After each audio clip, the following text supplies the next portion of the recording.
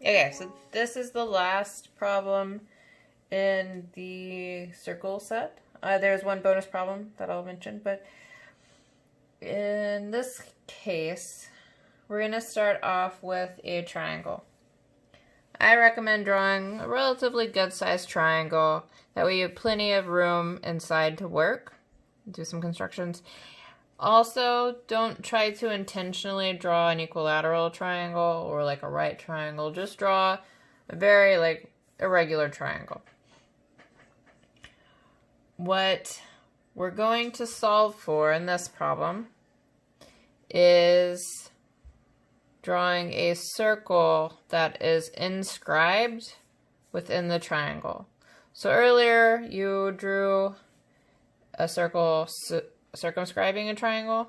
This is going to look different. This is going to be different than that. So don't make any assumptions that it's going to be the same construction. We're going to need to set it inside the triangle, and it needs to hit each edge. So that means that it's going to need to hit the edges. It's going to hit the edges, not the vertices of your triangle. So we need to find the tangent points on each side of our triangle where the circle is going to sit. We're also going to need to solve for some other components. So think about that. Try to work some things out. And so pause. So for this problem, we're going to need to solve for a few things. Like I said, the tangent points, or at least really just one tangent point. The other two will just come along with the creation of the circle. We'll need to know where the center of the circle is, and we'll need to know the radius of the circle. We'll know the radius when we solve for the tangent point. So really, we're going to start by solving for the center of the circle. And that is not going to be found by solving for perpendiculars through bisectors. So these are not going to work like chord constructions, like in the previous problem. We're going to solve it through bisecting two angles. So you can choose any two angles. You don't need to do all three. Choose two angles, and we're going to bisect them. So this was, I think, problem number 4 from last week.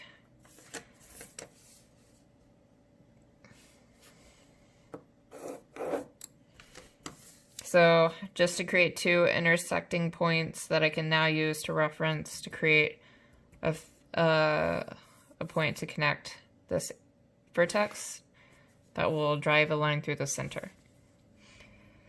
I'm going to actually draw this. You can draw this arc, this intersecting to find this point inside your triangle, but you can just as well draw it outside your triangle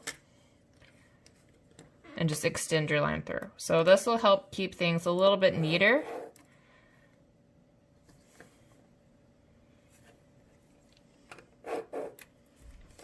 So if I line these 2 points up, somewhere over here is going to be my center for the circle. I'll do the same thing off of these 2 points.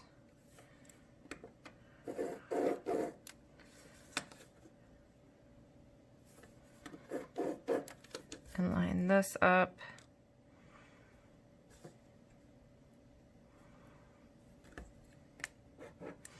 So this is going to be the center for my circle. Now that I know where the center is, I need to find, still 2 things. I need to find a tangent point that will help me determine the radius, and then I can draw my circle.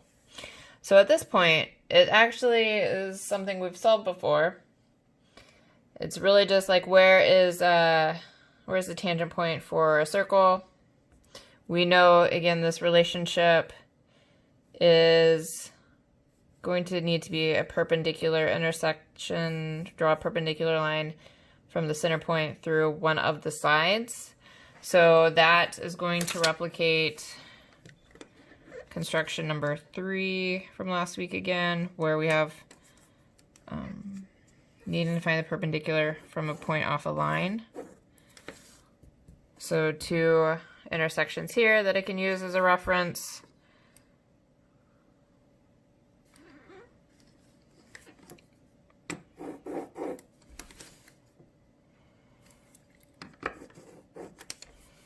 And now this will give me a tangent point here. And then this is going to be my radius. So I can set my compass down at the center, measure to this point,